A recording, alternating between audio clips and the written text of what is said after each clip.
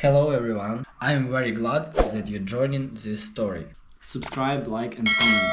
Enjoy the story, smile more often. Growing up, I never thought much about it the way small things seemed to tilt in Lacey's favor, like the universe itself was just a little more in love with her than the rest of us. Our house was nothing fancy, a two-story colonial with a sagging porch and a backyard that always seemed half-mowed, but it was home, loud and messy and full of barbecue smoke in the summer, the smell of pine cleaner in the winter, and Sunday night dinners where you had to talk loud just to get a word in. Dad, whose real name was Tom but who everybody called Big Tom like he was a local legend, worked construction jobs that tore up his back by the time he was 40.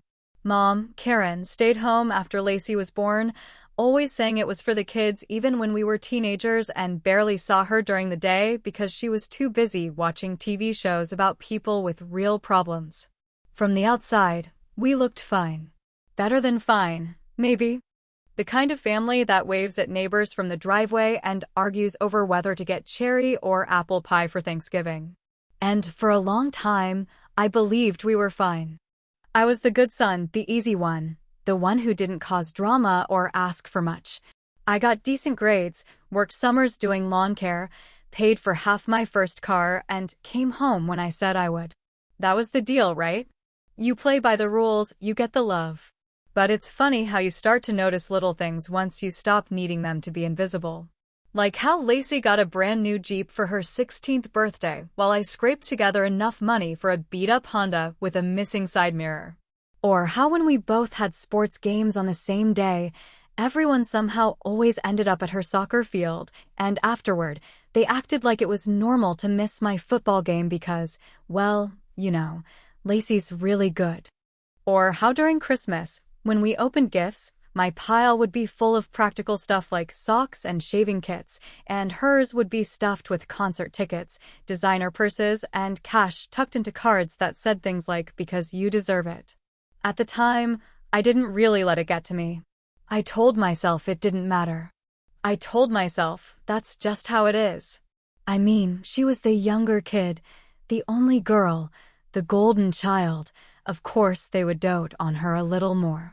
It would have felt petty to say anything, like complaining that your steak wasn't big enough at a barbecue when you could see people eating hot dogs off paper plates. I wasn't ungrateful. I knew they worked hard. I knew they loved me in their way. Still, it was hard not to feel it sometimes, in the small quiet moments when nobody was looking. Like when Dad would come home and barely grunt at me but would light up like a damn Christmas tree when Lacey bounced in the room.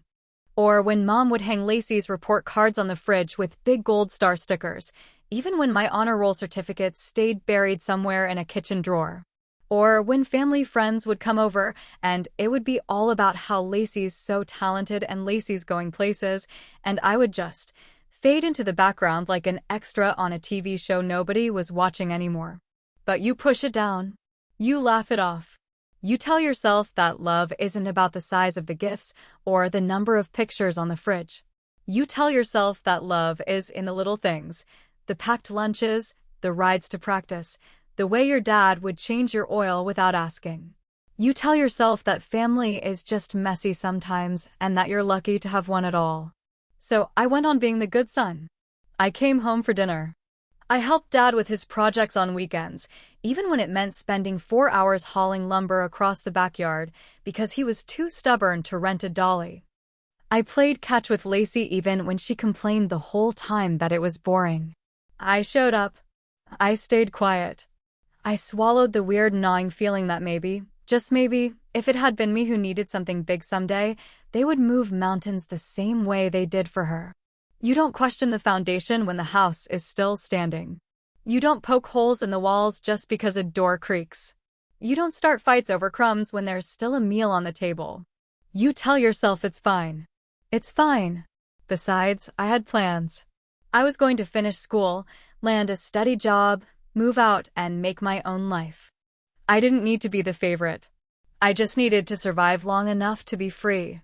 If you had asked me back then, I would have said, with a straight face, that my parents loved me and that everything was good. Maybe a little uneven sometimes, sure, but what family wasn't?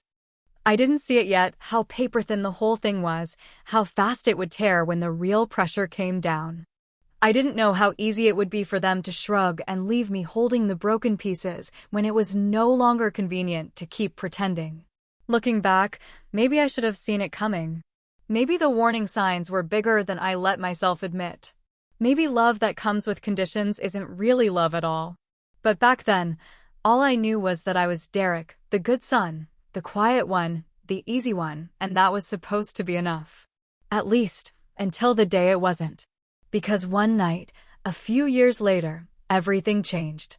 I found myself in a hospital bed, hooked up to machines I couldn't name, staring at the ceiling and waiting for someone to tell me I was going to be okay. And that's when I found out just how much a good son is really worth. It was a Tuesday, a hot and sticky one in the middle of July, when everything I thought I could count on started slipping through my fingers like water through a cracked glass. I had been working long shifts at the local warehouse, stacking pallets, unloading trucks, doing all the things that kept the place running while upper management sat in air-conditioned offices arguing about numbers none of us would ever see.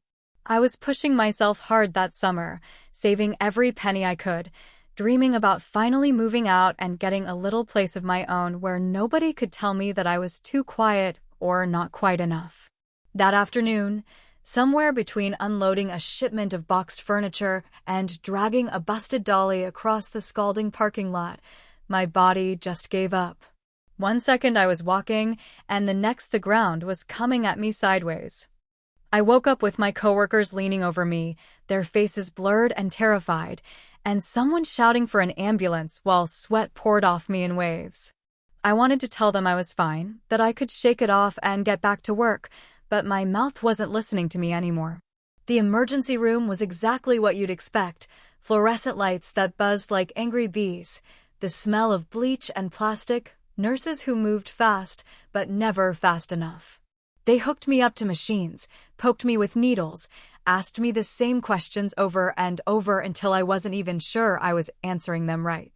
Eventually, after what felt like a lifetime, a doctor with deep lines around his eyes came into the curtained-off room and pulled up a chair. It was not good news. I needed surgery, and soon. It wasn't life-threatening yet, he said, but it would be if I waited too long. Some internal thing had twisted wrong, and every hour without fixing it was another hour closer to real damage. The procedure itself wasn't complicated, but the bill? That was another story. Insurance would cover some, sure, but the out-of-pocket costs were still way more than I could dream of coming up with on my own. I was 23 years old, working a minimum wage job, with barely enough in savings to buy a used mattress, let alone pay for major surgery. When the nurse asked if I had someone to call, I gave them my parents' number without thinking twice. After all, this was what family was for, right? This was the moment when everything else, all the little slights and bruises you try to forget, gets pushed aside because someone you love needs you. I was terrified and hurting and half out of my mind, and all I could think about was how Mom would probably cry a little and Dad would make a joke to lighten the mood, and then they'd tell me everything was going to be okay. They showed up about an hour later, still in their work clothes, looking uncomfortable and out of place under the sterile hospital lights. Mom fussed with the hem of her shirt. Dad stood with his hands jammed in his pockets, and I could feel the tension rolling off them both like a thunderstorm gathering on the horizon. The doctor came back to explain everything again, slow and patient, outlining the costs and timelines and all the things that needed to happen. I watched my parents' faces carefully, waiting for the moment when they would say, "Of course we'll help. You're our son." It never came.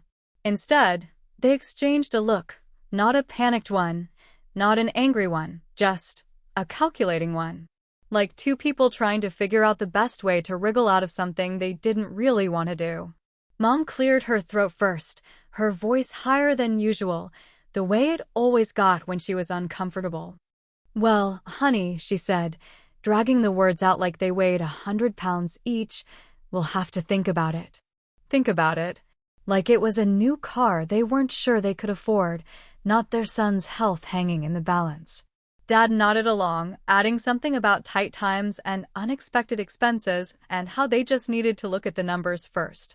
I lay there in the hospital bed, and Ford dripping into my arm, my body screaming with every breath, and realized, for the first time, but not the last, that love, in my family, had a price tag. I tried to stay calm, tried to be understanding, even as the edges of my vision blurred from the effort of holding myself together.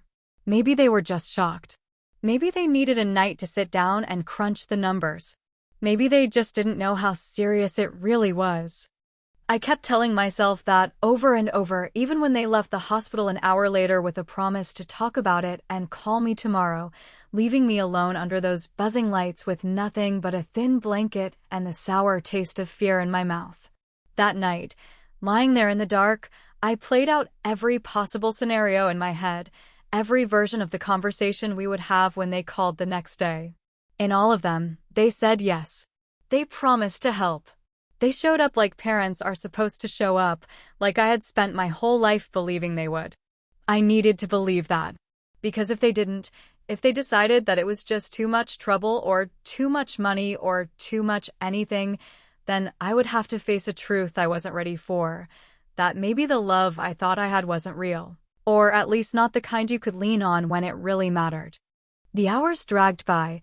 The machines beeped softly beside me, and I waited for the morning and the call that would either fix everything or break something inside me that would never heal right again. And I'll be honest, at that moment, curled up in a hospital bed in a paper-thin gown with bruises blooming on my arms, I still believed they were going to do the right thing. I didn't know it yet, but that blind hope was about to be the most painful part of all. The next morning came slower than I thought it would, the gray light bleeding in through the grimy hospital window as I stared at the ceiling, trying to ignore the pounding headache that never seemed to go away anymore. I checked my phone a dozen times before noon, waiting for the call that would prove I was just being paranoid, that I still had a family to lean on, that they just needed a little time to pull things together. It never came. Nothing but silence, except for the occasional buzz of a text from friends asking how I was doing, texts I left unanswered because I had no idea what to say that wouldn't make me sound pathetic. By the time visiting hours rolled around, I had almost convinced myself that maybe they were coming in person to tell me the good news, to explain how they'd figured it out, maybe even to apologize for hesitating. When the curtain pulled back, there they were, Dad wearing his stained work boots like always, Mom holding a to-go coffee she barely sipped from, both of them smiling that stiff, uncomfortable smile you give to people in hospital beds when you don't know what the hell else to do. They asked how I was feeling, nodded along to the doctor's updates, talked about the weather, and danced around the big topic like it was radioactive. I told myself to be patient, to give them time, to trust that blood was thicker than a hospital bill. Then, while pretending to be asleep later that afternoon, I overheard them talking in the hallway just outside my room, their voices low, but not low enough to keep secrets from a son who had learned how to listen hard when it mattered. Mom's voice came first, sharp and anxious, the way it always got when she was stressed about money. "We can't just drop that kind of cash on him," she whispered, like I was some stranger they barely knew, like I hadn't spent my whole damn life trying to be worth their time.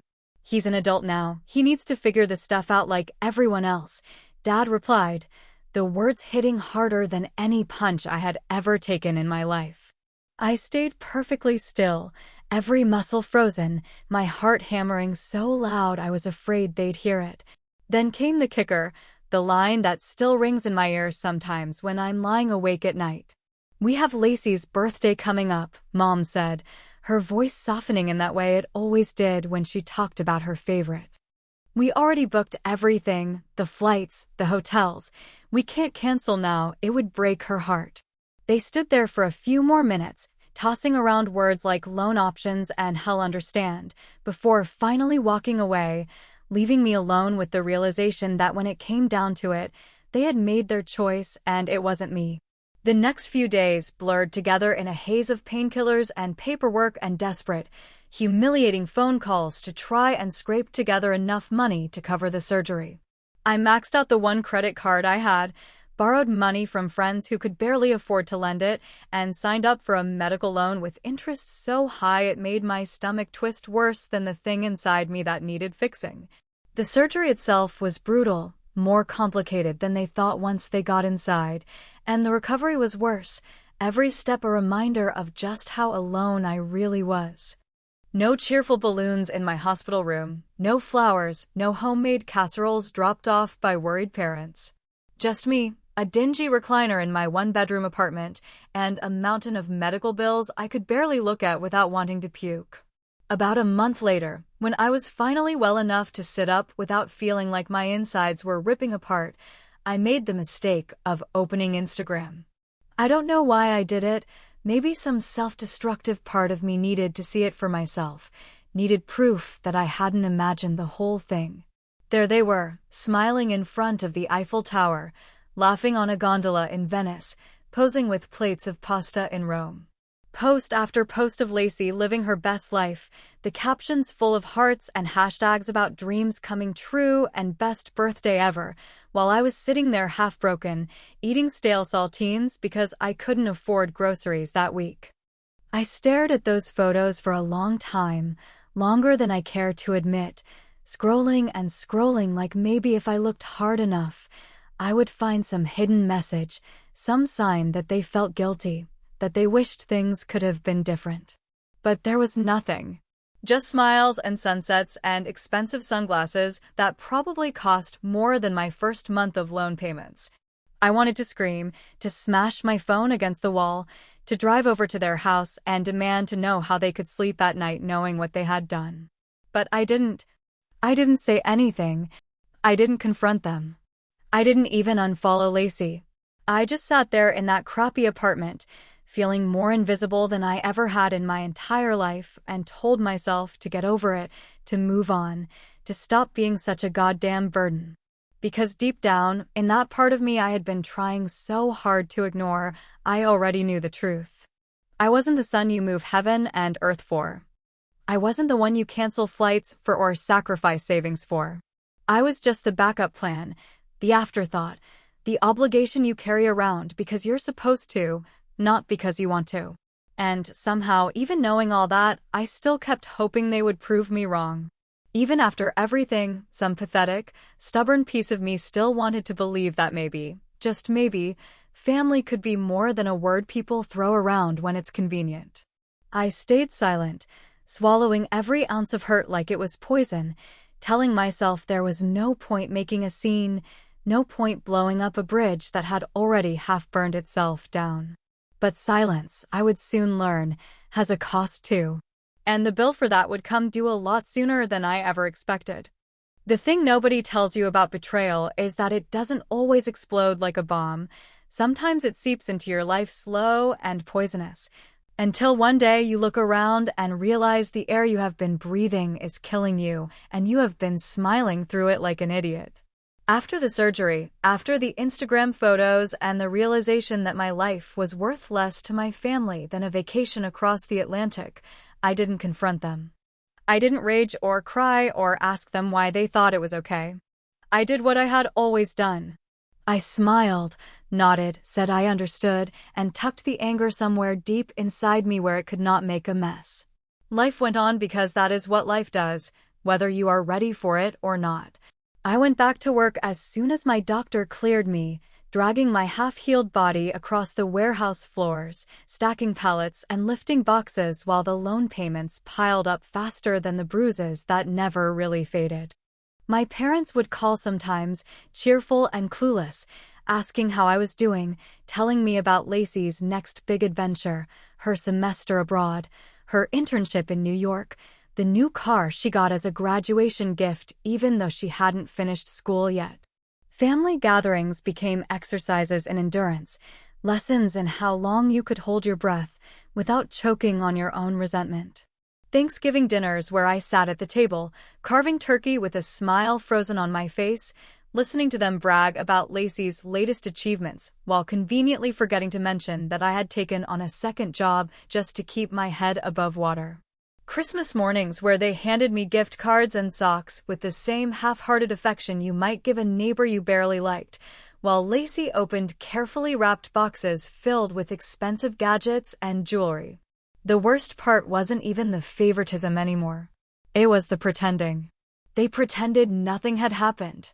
They pretended they hadn't left me alone in a hospital bed to figure out how to save my own life while they packed suitcases and posed under European skylines.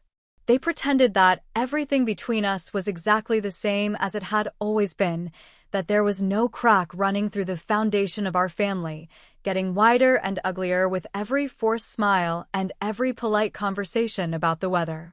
And like a fool, I played along. I let them have their illusion because it was easier than ripping it away and standing in the wreckage with nothing left to cling to.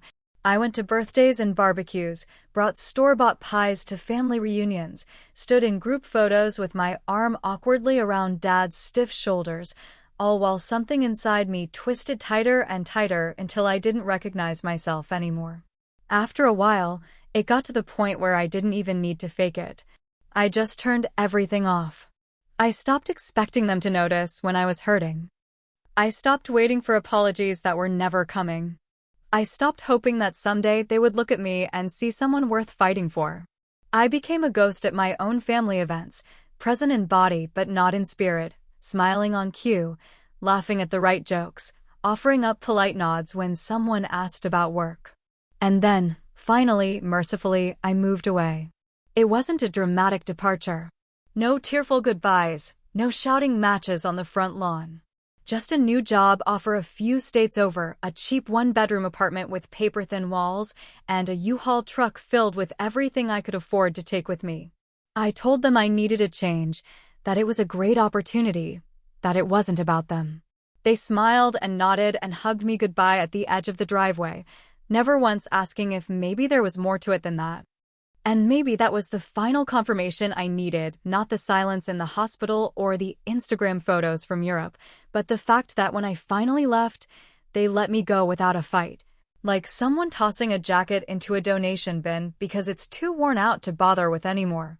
At first, I told myself that distance would make it easier, that being 3 states away would help me breathe again.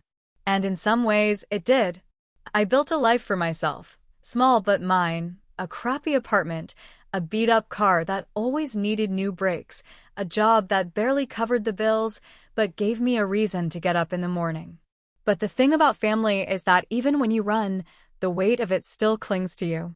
Every holiday season, every birthday, every random Tuesday when the loneliness crept in like a thief, I would feel it, that ache, that empty space where something solid was supposed to be. I would hear Mom's voice on the other end of the phone, cheerful and oblivious, asking when I was coming home for Thanksgiving, telling me how much everyone missed me, how they couldn't wait to see me. And every time, it got a little harder to hide the bitterness in my voice, a little harder to smile and say we'll see when what I really wanted to say was you had your chance to choose me, and you didn't. It's funny how guilt doesn't always come from the people who wronged you. Sometimes it grows inside you like a weed, feeding off all the things you wish you didn't care about anymore but still do. Sometimes it whispers that you're the one being selfish, that you're the one turning your back on people who, for better or worse, gave you life. The silent years stretched on, each one pulling me a little farther away, like a slow-moving tide that erodes the shoreline until all that's left is jagged rocks and broken shells. And still, I stayed silent. Still, I smiled through clenched teeth. Still, I waited for something that deep down I knew would never come. But silence, like everything else, has an expiration date. And sooner or later, something or someone was going to push me past the point of no return. It was a gray Sunday afternoon when my phone buzzed against the cracked kitchen counter, the screen lighting up with a name that made my stomach twist the second I saw it. Karen, or as the world called her, Mom. I stood there for a few seconds, just staring at the screen, feeling that old familiar weight settle onto my shoulders like a soaked blanket, the kind you can't shake off no matter how hard you try. Finally, because old habits die hard and some part of me still felt obligated to pick up, I answered. The second I said hello, I knew it wasn't going to be a normal conversation. Her voice cracked right out of the gate, high-pitched and trembling, like she was already halfway through a breakdown I hadn't even signed up for yet. "Derek," she said, dragging my name out like it hurt her to say it, "why don't you visit anymore? Why are you so cold to us?" For a moment, I stood there frozen, staring out the window at the rain splattering against the glass, trying to find the right words, the ones that wouldn't start a fight but would somehow make her see everything she had refused to see for years. But what words were there, really, that could explain the million small betrayals, the big one they never even acknowledged, the endless pretending that had worn me down to nothing? "I've been busy," I said at first, keeping my voice level, trying to take the easy way out. "Work's been crazy. Life gets complicated." It was a lie, but it was the kind of lie you tell to people who don't actually want the truth anyway. But she pushed, the way she always did, sniffing loudly and choking out half-sentences about how family is everything and how she missed her baby boy and just wanted things to go back to the way they were. Something inside me cracked then, not all at once, but enough to leak a little bit of the bitterness I had been bottling up for too damn long. "Things aren't the same," I said, keeping my voice low and controlled even though my hands were starting to shake. "They haven't been for a long time." There was a long pause on the other end of the line, a kind of horrified silence, like she couldn't believe I was actually saying it out loud. Then, predictably, came the tears, big, messy sobs that made it impossible for her to actually hear anything I tried to explain. Every time I tried to bring up the surgery, the way they chose Europe over me, the way they pretended nothing had happened afterward, she interrupted, gasping and crying harder, turning herself into the victim so fast it made my head spin. "How can you bring that up?" she wailed at one point, her voice climbing higher and higher. "That was years ago, Derek. We did what we could. You have no idea what we were going through." I tried, God help me, I tried to stay calm, to walk her through it step by step like a bomb technician defusing a live wire, but every time I laid out a fact, she answered with feelings. Every time I pointed to something concrete, she slid around it like water over a rock, twisting the story until somehow, unbelievably, I was the villain for even daring to bring it up. "You're so ungrateful," she cried, the words cutting sharper than she probably meant them to. "After everything we've done for you, you just throw it all back in our faces like none of it ever mattered." For a moment, I actually felt dizzy, like the floor was tilting under my feet. Because standing there, clutching the phone to my ear while she sobbed and accused and rewrote history in real time, I realized something terrifying. She actually believed it. She had convinced herself so thoroughly that they were the victims, that I was the ungrateful child, that there was no room left for anything resembling the truth. Then, like clockwork, Tom got on the phone. He didn't waste time crying or pleading. His voice was hard and flat, carrying that old steel edge that used to make me snap to attention when I was a kid. "You need to grow up," he said, like he was reading it off some script he'd been practicing in the mirror. "You need to stop holding grudges and acting like a spoiled brat. Life's tough, Derek. It's not always fair. You don't just get to cut your family out because they didn't jump when you wanted them to." Every word felt like a slap, but the worst part was the cold certainty in his voice, the way he said it like it was obvious, like anyone with a brain would agree. I didn't say anything for a long time. I just stood there in the kitchen, staring at the water dripping from the faucet that had been leaking for months because I couldn't afford to fix it, listening to my father tell me I was the problem, that my pain was inconvenient, that my hurt was childish. Finally, when I was sure that if I stayed on the line 1 second longer I would start screaming or crying or maybe both, I said 2 words, "Goodbye, Dad," and hung up.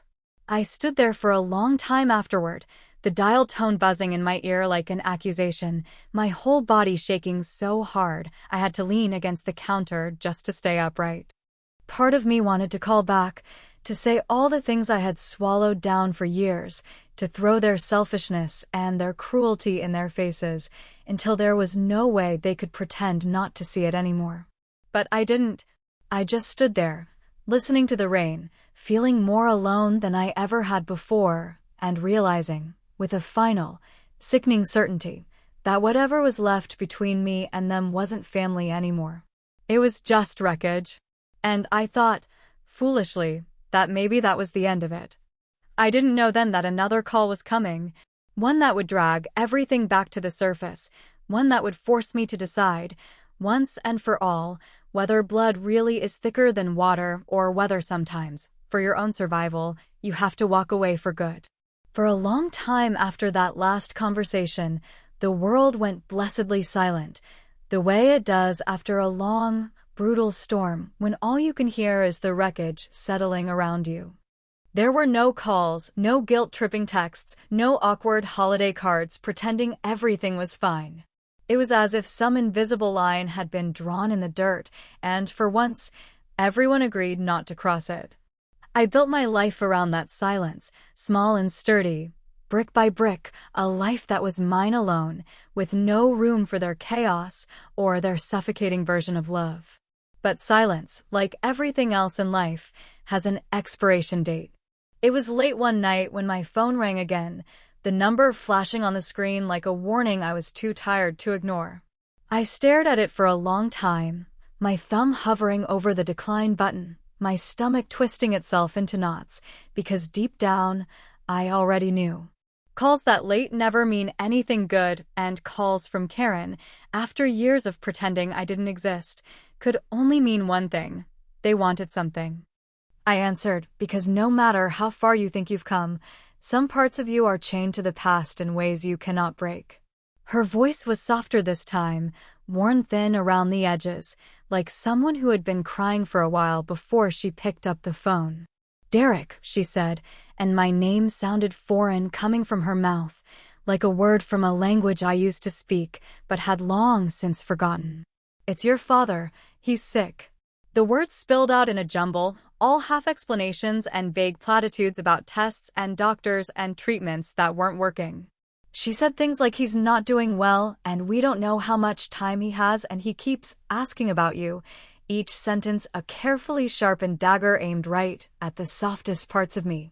I didn't say much at first. I just listened, because that's what you do when someone you once loved, and maybe, in some twisted way, still love, is breaking apart on the other end of the line. But as she kept talking, something cold and ugly began to take root inside me, growing bigger with every word. Because I knew deep down that this wasn't just about Tom being sick. This wasn't just about a father wanting to see his son before it was too late. This was about them needing me to come back, needing me to erase the years of damage with one neatly tied-up reunion, needing me to make it easy for them to die with a clean conscience. And I didn't know if I could give that to them. I sat there long after she hung up, the weight of the decision pressing down on my chest until I could barely breathe. On one hand, they were my parents, for better or worse, and some deep, battered part of me still remembered what it felt like to love them without hesitation. On the other hand, they had made it crystal clear exactly how much my life had meant to them when it counted most, and once you know the truth about someone, once you have seen the cold hard numbers they have assigned to your worth, it's damn near impossible to unsee it. I spent that whole night turning it over in my mind, weighing guilt against anger, duty against survival, wondering if going back would be an act of forgiveness or just one more way to twist the knife they had already buried in my back. In the end, I told myself it would just be one visit. One visit to look them in the eye and prove, if only to myself, that they didn't own me anymore, that I could walk into that house on my own terms, stay for as long or as little as I wanted, and walk away without letting them sink their claws back into me. The next morning, I called Karen back. "I'll come," I said, my voice flat and unrecognizable even to my own ears.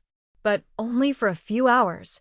She sniffled into the receiver, trying to sound grateful, trying to sound relieved, but even through the static of the call, I could hear it, that tiny edge of triumph, like a gambler who had just pulled an inside straight.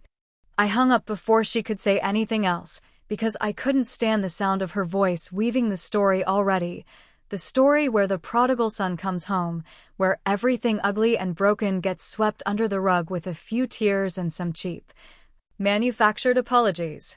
The drive back to my hometown felt like traveling backward in time, every mile peeling away another layer of the life I had tried so hard to build away from them. The streets looked smaller, more broken, like someone had taken the town I grew up in and shrunk it down to fit the version of me they still remembered. The house came into view around a bend in the road, looking exactly the same as it always had, right down to the chipped paint on the porch and the sagging fence that nobody had bothered to fix. I sat in the car for a long time, gripping the steering wheel until my knuckles went white, staring at that house, and wondering if this was a mistake I would spend the rest of my life regretting. Finally, I forced myself to get out. The door creaked open before I even reached the steps, and there she was, Karen, smaller than I remembered, older, her hair thinner, her eyes rimmed red. For a moment, neither of us moved. She just stood there, wringing her hands like a nervous child, and I stood there, trying to find some scrap of the boy who used to believe she could do no wrong. "Come in, honey," she said, her voice barely above a whisper, and it was so strange, so surreal, that I almost laughed. I stepped inside, the familiar smells of dust and old wood and lemon cleaner wrapping around me like a noose, and the first thing I noticed was how everything looked frozen in time, the same photos on the walls, the same sagging armchairs, the same coffee table cluttered with magazines from 5 years ago. And sitting in the worn recliner by the window was Tom. He looked smaller too, but not just from age. There was something hollow about him now, something defeated, like all the bluster and anger had been drained out and replaced with something brittle and pathetic. He looked up when he saw me, and for a moment, I thought maybe, just maybe, there would be some recognition there, some glimmer of the father I had once loved so fiercely it physically hurt. But the only thing I saw was relief. Relief that I had come back. Relief that, in the end, after everything, I was still willing to play the part they had written for me. I nodded stiffly, my heart hammering against my ribs, and stepped farther into the house, wondering what the hell I was doing there. Wondering if it was even possible to survive another round of their games without losing the last pieces of myself I had managed to salvage. Because deep down, even as I crossed that threshold, even as I told myself it was just a visit, just a few hours, I knew the truth. Nothing with them ever stayed simple. And whatever was waiting for me inside that house, it was not going to be forgiveness, or healing, or anything close to the closure I still pretended I didn't need. The minute I stepped fully into that house, the weight of years pressed down on my chest so hard it was a wonder I could breathe at all. Every corner and surface soaked in memories that had long since curdled into something sour. Karen fluttered around me like a ghost of herself, offering coffee, offering food, offering anything except the thing that might have actually mattered, a real conversation, an apology that didn't feel like it had been rehearsed in the mirror. Tom sat stiffly in his chair by the window, pretending to flip through a newspaper that hadn't been current for at least 2 days, the muscles in his jaw working overtime like he was physically holding something back. Nobody said the words "we're sorry" or "we know we failed you" or even "we're glad you're here." They just smiled those brittle smiles and pointed me toward the couch like they were hosting a stranger they weren't quite sure they had actually invited. I sat down, every nerve in my body screaming at me to turn around and leave before the inevitable explosion, but some stubborn, wounded part of me needed to see this through, needed to hear it for myself. Needed to know if there was even the faintest hope that what was broken between us could ever be pieced back together. The silence stretched long and ugly across the living room, broken only by the clink of Karen setting down a tray of coffee cups nobody touched. Finally, it was Tom who spoke, his voice gruff and defensive, like he was already bracing for a punch that hadn't been thrown yet. "You're looking good," he said, which would have been harmless enough if not for the way his eyes slid away from mine the second the words left his mouth, like he couldn't quite bear to look at the man I had become without seeing all the ways he had failed me. I didn't bother answering. I just stared at him, waiting. Karen tried again, her hands wringing the edge of her sweater into knots. "We've missed you," she said, her voice so thick with forced sweetness it made my teeth ache. "Your father's been asking about you every day." It was a lie, and we all knew it. I let the words hang there for a moment, then said, very quietly, "Why now?"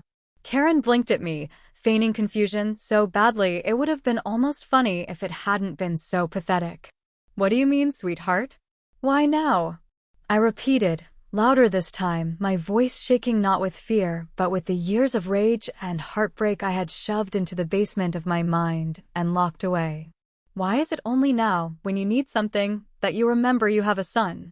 The silence that followed was so heavy I could hear the old grandfather clock ticking in the hallway, every second slicing deeper into the widening gulf between us. Tom's face darkened immediately, his fists clenching against the arms of his chair, the old anger rising like a tide he couldn't hold back. "Don't you start," he snapped. "Don't you come into this house and act like you're some innocent victim. We did everything we could for you, everything we knew how to do." I laughed then, a sharp, ugly sound that didn't feel like it came from me at all. "Everything you could?" I said, standing up because I couldn't sit still 1 second longer. "You couldn't even be bothered to help when I was lying in a hospital bed needing surgery to stay alive, but you found the money to send Lacey on a European vacation." Karen started crying almost immediately, great gasping sobs that filled the room like smoke, but I didn't back down, didn't soften, didn't let the guilt seep in and rot me from the inside like it had so many times before. "You didn't just fail me," I said, my voice steady even as my hands shook. "You made a choice. You chose her. You chose what looked good, what made you feel good, and you left me to pick up the pieces on my own. And you didn't even have the decency to admit it." Tom stood up then, his chair scraping back against the floor with a screech, his face red and furious. "You're an ungrateful little bastard," he spat, his voice rising to a roar. "You think the world owes you something just because you had a hard time? Welcome to the real world, Derek. Nobody gives a damn." Karen tried to grab his arm, to pull him back down, but he shook her off and stormed out of the room, the front door slamming so hard behind him that the picture frames rattled on the walls. For a moment, it was just me and Karen, her crying and me breathing hard, like I had just finished a fight I never wanted to start in the first place. And then, from the hallway, another voice joined in, sharp, bright, and filled with the kind of venom only a sibling can deliver. "You always thought you were better than us," Lacey said, stepping into the room with her arms crossed and a look on her face like she couldn't decide whether to slap me or laugh in my face. "You were always so self-righteous, acting like the world owed you something because you had to work a little harder. Newsflash, Derek, we all have problems. You're not special." I stared at her, really stared, and for the first time, I realized that the person I had spent so many years feeling second best to wasn't some golden child at all. She was just a spoiled, selfish brat who had never once looked outside herself long enough to see the wreckage she had left behind. "You're right," I said, my voice cold enough to freeze the room. "I'm not special. Just stupid enough to believe that any of you ever cared about anything except yourselves." Karen tried to reach for me then, her hand trembling in the air like a broken-winged bird, but I stepped back before she could touch me. "I came," I said. "You got what you wanted. You can tell yourselves whatever story you need to sleep at night. But I'm done. This time, for real." And without another word, without looking back, I walked out the door and into the cold, gray afternoon, feeling the weight of the past finally start to peel away with every step I took. But even as I drove away, even as the house faded into the distance behind me, I couldn't shake the feeling that some part of it was still clinging to me, like smoke in my clothes or a bad dream you can't quite wake up from. Because leaving is never as easy as it sounds. And some ghosts don't stay buried no matter how far you run.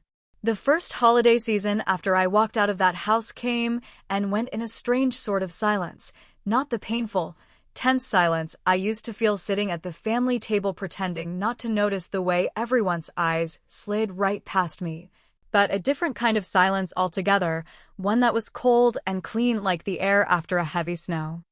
I didn't buy a turkey or put up a tree or bother pretending that it was just another busy year that had kept me away.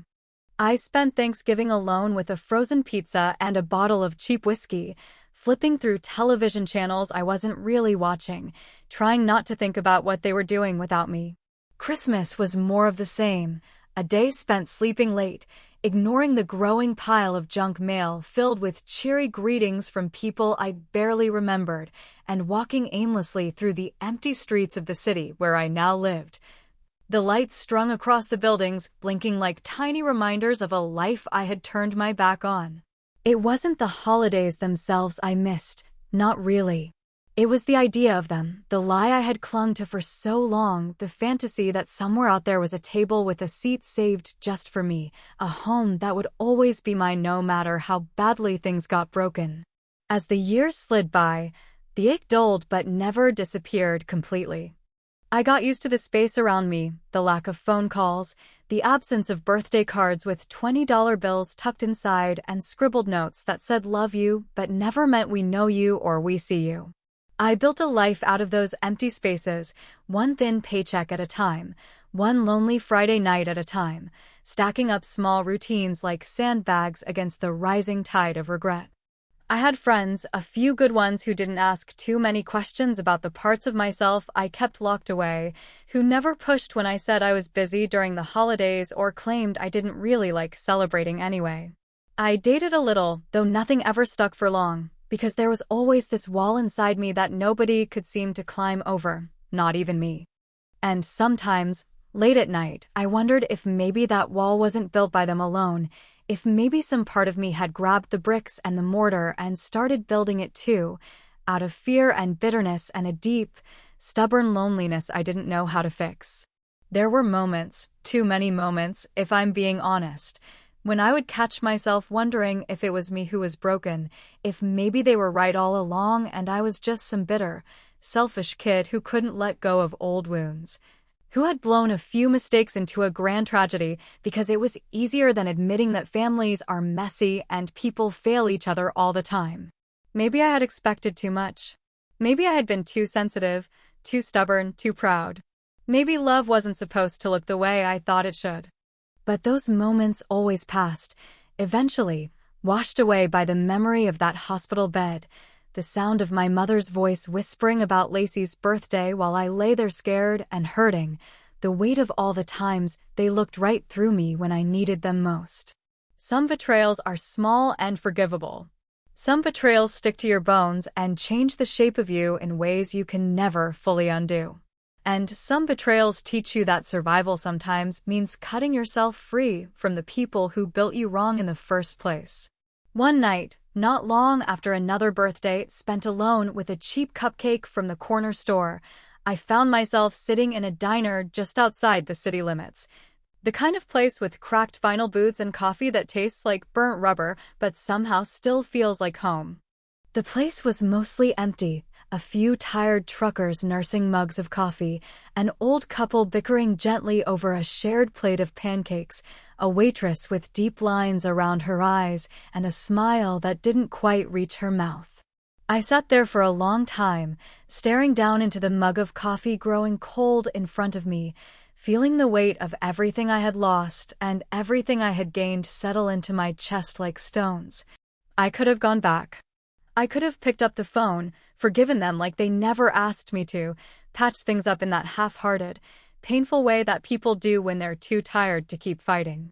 But instead, I sat there and let the silence wrap around me, not comforting but not crushing either, just there, like a witness to the choice I had made. Did I make the right call? Hell if I know. Maybe I'll spend the rest of my life wondering if I should have stayed and fought harder, if I should have forgiven them for being human and flawed and selfish the way all of us are in the end. Maybe I'll always carry that hollow ache with me, a reminder of the things I wanted and never got, the love that was just out of reach. But sometimes, and this is the truth I come back to when the loneliness hits hardest, the only way to survive is to stop bleeding for people who never even noticed you were hurting in the first place. The waitress came by and topped off my coffee without asking, And I nodded my thanks, wrapping my hands around the warm mug even though I knew I probably wouldn't drink it. Outside, the night stretched on, cold and endless, the city lights blinking in the distance like faint promises I didn't believe in anymore. And somewhere, far away, the ghosts of family I had left behind carried on without me, their lives spinning forward, untouched by the hole I had carved out of their story. Maybe that's the way it's supposed to be. Maybe some endings don't come with closure. Maybe some endings just are. And maybe, just maybe, that's enough. Fade to black.